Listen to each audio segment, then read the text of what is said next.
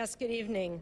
The U.S. has been largely away in its foreign and trade policy with Latin America. In the meantime, Iran and China have been increasing their influence over and involvement in Latin America through the leftist and left-leaning governments. What would each of you do as president to more deeply engage in Latin America and, importantly, to support the governments and the political parties that support democracy and free markets? Senator Santorum, are you with Congressman Paul? No, I'm not with Congressman Paul, and I'm not with Barack Obama on this issue. Our policy in Central and South America under this administration has been abysmal. The way we have treated, in particular, countries like Honduras. Honduras was stood up for the rule of law, which threw out a would-be dictator who was using the Chavez playbook from Venezuela in order to try to run for re-election in Honduras.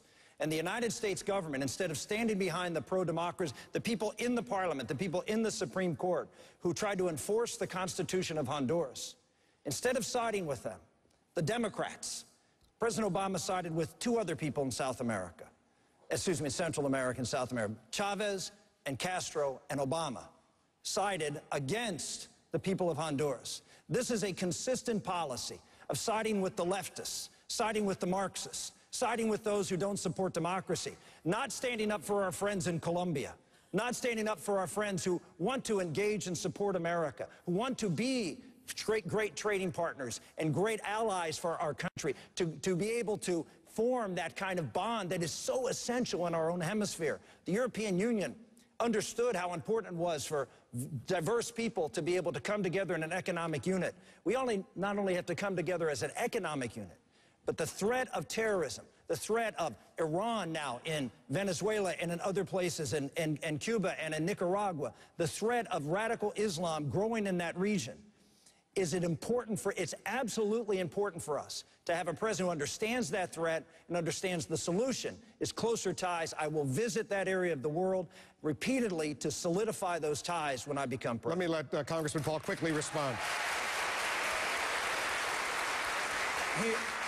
The senator mentioned standing up for some of these nations, but he doesn't define it. But standing up for nations like this usually means that we impose ourselves, go and pick the dictators, undermine certain governments, also sending them a lot of money.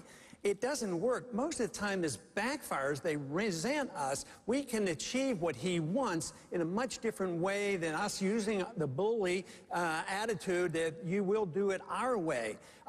This is not a benefit to us. And besides, where are you going to get the troops and where are you going to get the money? Because you're talking about force. And I know of a much better way than using force to get along with people. I don't know what answer Congressman Paul was listening to. He obviously wasn't listening to my answer.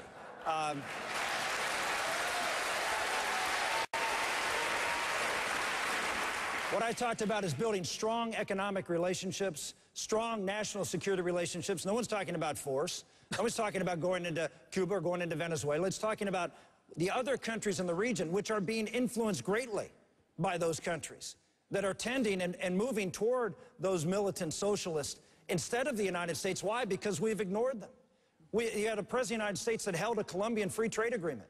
Colombia, who's out there in the front lines working with us against the narco-terrorists, standing up to Chavez in South America. And what did we do? For domestic political purposes, the president of the United States sided with organized labor and the environmental groups and held Colombia hanging out to dry for 3 years.